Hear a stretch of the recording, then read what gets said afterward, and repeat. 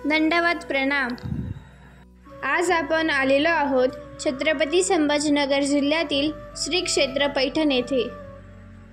श्री क्षेत्र पैठण हे अहिल्यानगरपासून 96 किलोमीटर अंतरावर आहे। तसेच श्रीरामपूर ते पैठण 102 किलोमीटर आहे। पैठणला जाण्यासाठी एसटी बस सेवा उपलब्ध आहे। येथे यात्रेकरूंच्या निवासाची सोय आहे व स्थानालगतच महानुभाव आश्रमही आहे।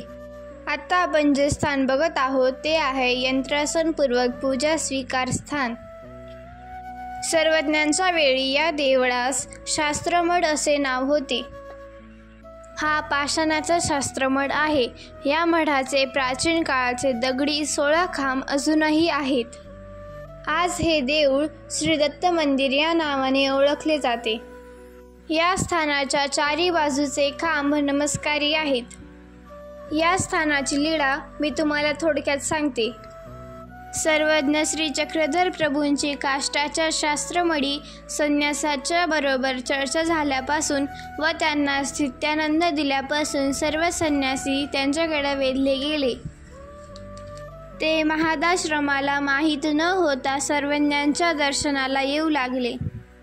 त्यांच्या तांबूळाचा प्रसाद घेऊ लागले व चरणोदक घेऊ लागले। ही गोष्ट महादाश्रमाला समजली। त्याला वाटले हे श्री चांगदेव राऊळ आमचा मार्ग उच्छेदित आहेत, म्हणून त्याने सर्वज्ञांना एकटे करण्याच्या हेतूने पाषाणाच्या शास्त्रमठामध्ये रंगपूजा केली व यंत्रासन केले। सर्व देवतांना आव्हान देऊन ऊर्ध्वमुख केल्या व आपल्या शिष्यांकडून सर्वज्ञांना बोलविले। सर्वज्ञ तिथे आले। येई जोजी म्हणून महादाश्रम व त्याचे शिष्य उठून उभे राहिले। सर्वज्ञांनी येताच डाव्या श्रीचरणाच्या अंगठ्याने आसन ढाळून ऊर्ध्वमुखा देवता अधोमुखा केल्या। मग आसनावर बसले। नंतर महादाश्रमाने त्यांची पूजा केली व विडा अर्पण केला। त्यानंतर सर्वज्ञ येथून निघून गेले। श्री चक्रधर स्वामी त्यांच्या पूर्वार्ध व उत्तरार्ध काळात येथे 8 वर्ष वास्तव्यास होते।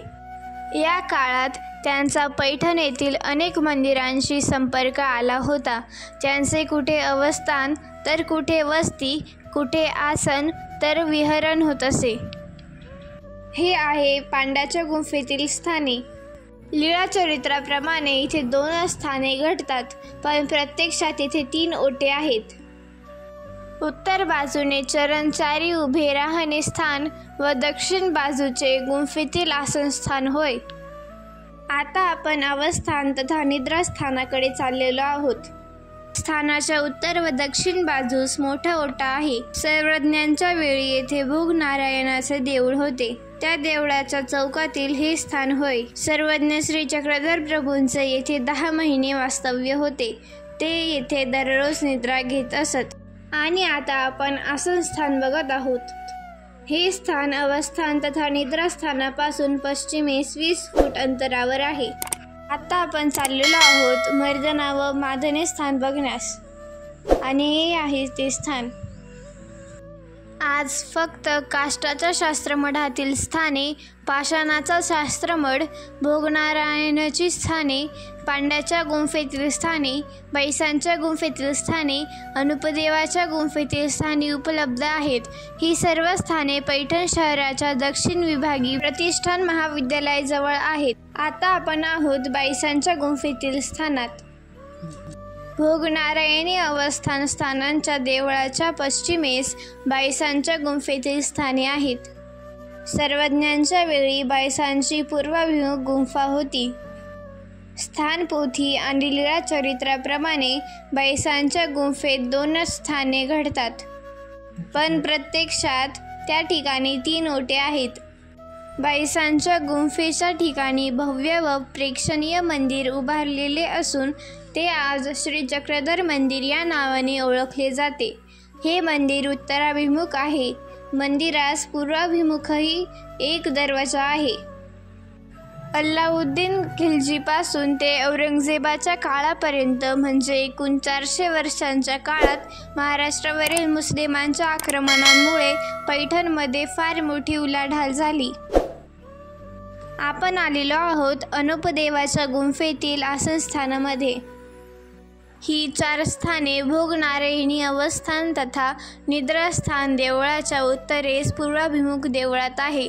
सर्वज्ञांच्या वेळी तेथे अनुपदेवाची गुंफा होती, त्या गुंफेशी संबंधित असलेले ही स्थाने आहेत। आता आपण पुढे काष्टाच्या शास्त्रमठातील स्थाने बघण्यास चाललेलो आहोत। अनुपदेवाच्या गुंफेतील आसनस्थान देवळाच्या पूर्वेस पश्चिमाभिमुख देवळात ही 5 स्थाने आहेत। सर्वज्ञांच्या वेळी येथे काष्टाचा शास्त्रमठ होता। येथील प्रत्येक स्थान कोणत्या लीळेचे आहे हे सांगता येणार नाही।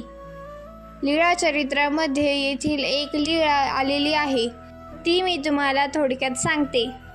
सर्वज्ञ श्री चक्रधर प्रभूंना गणपतमढी अवस्थान असताना दुपारच्या पूजानुसार आरोगणा पहुड उपहुड झाल्यानंतर ते येथे आले।